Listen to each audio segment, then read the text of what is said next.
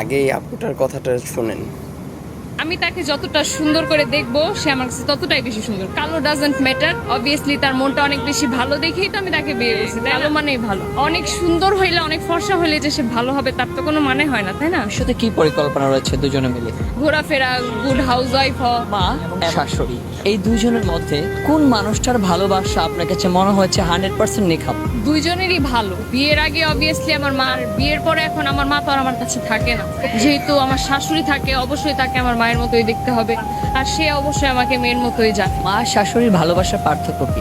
এখনো কোনো পার্থক্য আমি দেখি নাই। মা শাশুড়ির ভালোবাসা আমার কাছে সমান। শ্বশুর শাশুড়ি সবাইকে নিয়ে ওমরাতে যাব, এটা কার স্বপ্ন না হইতে পারে? ওমরা তো সবারই ড্রিম থাকে, তাই না? কখনো ভাই কি দারুণ কথা বলছে আপুটাই।